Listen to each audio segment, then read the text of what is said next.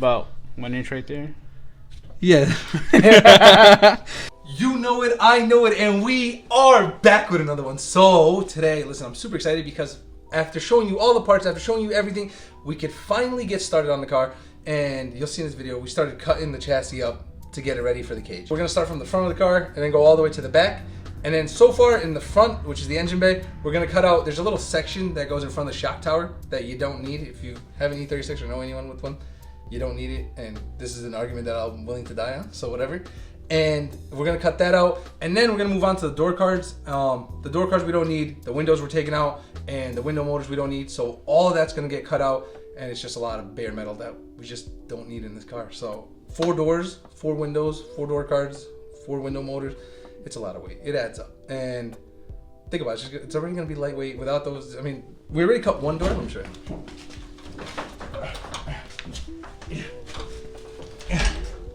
Yeah.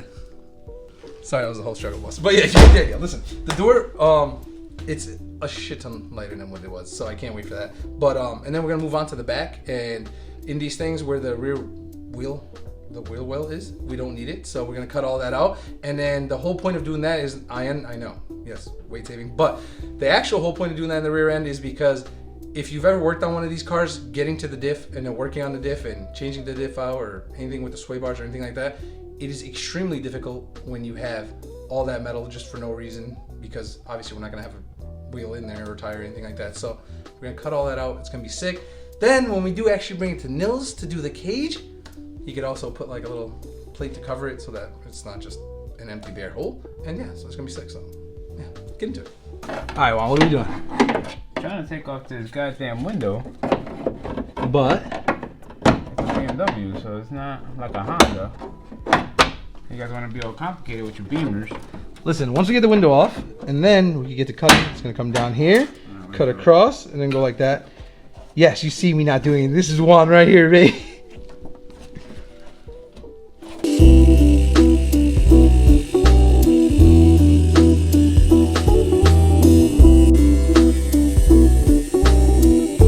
All right, here we go. Juan, what do you think? We're getting there. Listen, not the best cuts by Juan, but you know. We're not done. They gotta clean it up.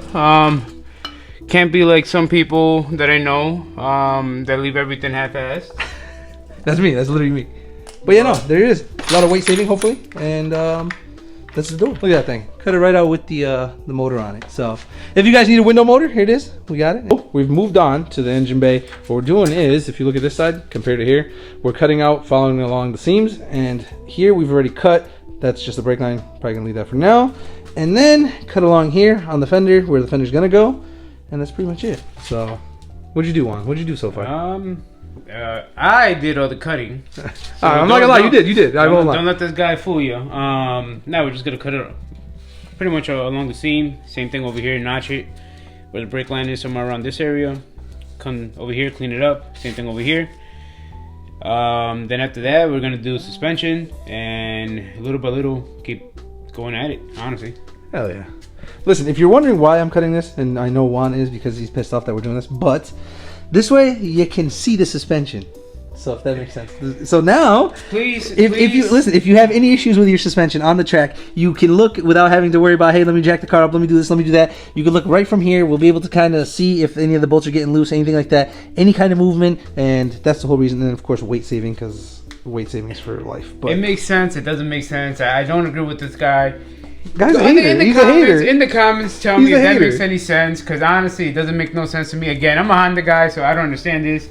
But listen, I don't understand the whole cutting. If you have an E36, let me know. Do you think it's a good idea that we're doing this, or if you've done this, let me know. And yeah, in the comments, I guess, just let us know. Why do you do this? Someone please tell me exactly why you do this, and we'll go from there. Honestly. Yeah, I want a good explanation. Give me a good paragraph.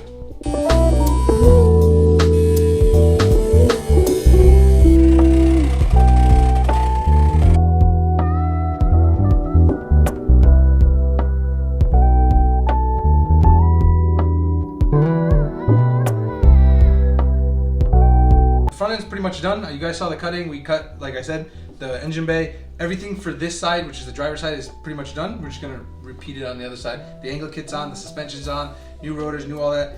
What I am going to show you, which, like I said, we did cut the engine bay, and this part right here. So if you come look, which Juan didn't want to do. Okay, now I know Juan never does, but this right here, we had to put seam sealer in here. We didn't have to, and Juan didn't want to, but that's okay. This thing, what ends up happening is the pinch welds in here, they actually come apart, and Juan doesn't believe that. But you come over here with pliers, put them together, and then put a little bit of seam sealer. Trust me on that. Believe it, it's gonna work. Put a little bit on there, and then now I got it all taped off so that we could actually end up painting it afterwards. And then the engine bay should be good to go. I did it on both sides, and hopefully we're pretty much done with the front, and we can move on to the doors.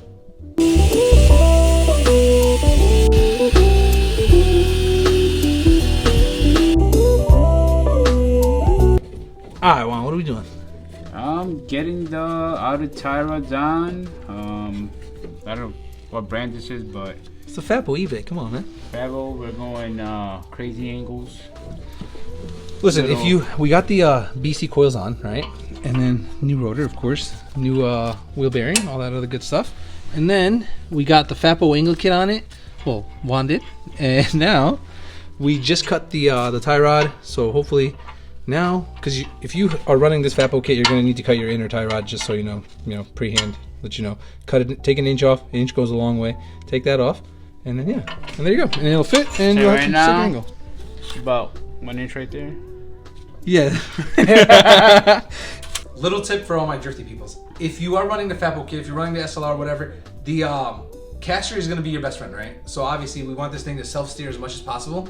Little cheat. This is, trust me, this has been tested, proven by me, proven by, shout out to Orion, because this is who told me to do it, and it works. So when you're putting your coilovers on, if you end up putting them where, obviously this is the camber adjustment, if we have them the proper way, it should be adjusted backwards and forward to do your positive, negative camber.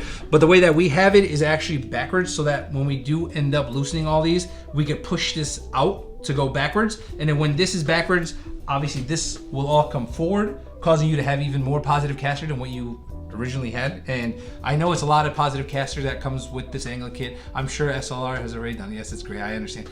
But more caster, the better. I think this puts you right around like 8 or 9 degrees of caster with all these adjustments. So put them just like this, push this all the way back like you would if you had negative camber, and watch your car self-steer. Or watch my videos and then see how it works. I mean, it works. At first, I had it the regular way. It worked awful. Ryan gave me a tip. We flipped it over, and it felt like it was magic. So. Little update. We got almost everything over here. I tell them, let's put the steering wheel on, right? And my boy comes up with the pot. All right, listen. Once we, this is the other steering wheel, and this is what we were using as a steering wheel, because it was like this, and yeah. So now we're done with the pot. Yeah, you're gonna get a little eyeball alignment going on, and go from there. See you guys in the next rare moments you guys will ever get to see.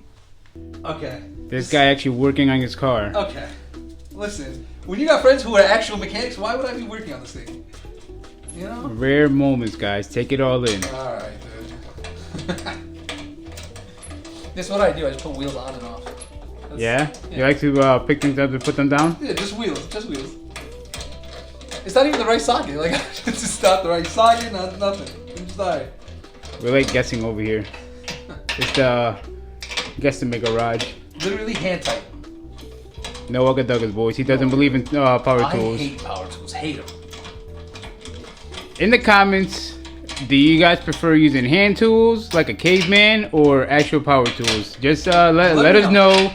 I'm all power tools 100% of the way, depending on the application. You know what power tools do? They strip whatever bolts you're trying to power tool with, or tighten, or whatever it is. I'm with you on that one if you're not using the correct tools. But again, let us know in the comments.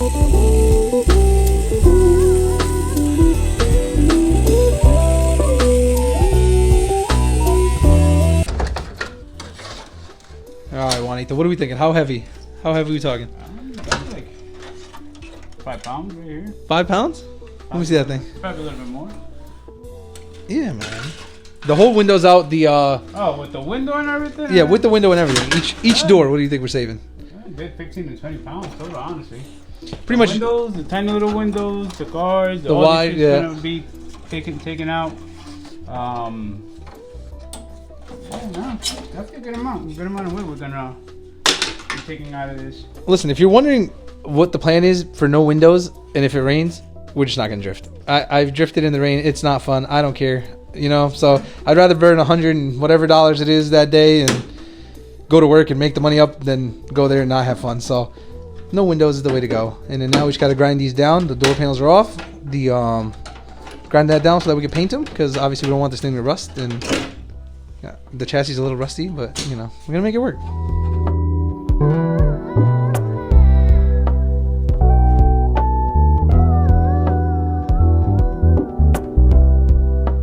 Tonight we're done. It's because there's baby sleeping. But besides that, we finished 3 of the 4 doors, which is great. And then we finished our front end like we just showed you. Now all we have left is the rear end. The rear end we haven't got to yet, so, and we've kind of been going at this. It's been 2 days, but technically a span over 2 weeks, and it's taken a lot longer than I thought it was gonna, but that's okay because we have a lot of time, is what I'm gonna tell myself. So suspension's on, good. You got the other wheels on. The got the new set of wheels. Well, the new old set of wheels compared to the 16s I was on here. With the Fatbo kit, if you do or try to run 16s, it's not gonna work. We learned that the hard way. I learned that the hard way. Huge shout out to Juan again, because obviously he cut half the car apart. All right, 95% of the car apart. Okay, 100% of the car. He cut everything. I didn't cut anything. But it was a good time and we had fun. I hope you guys liked it, and hopefully if you guys let me know in the comments what else you guys, am I missing anything that I should be doing to this car before we send it to get the cage? If someone does have a Pro-Am E36, let me know, because I would love to know. Obviously, this is our first time trying to build something up to this level, to this structure. Yeah, so that's pretty much it. And as always, make sure you guys like, comment, share, subscribe, and I'll see you on the next one.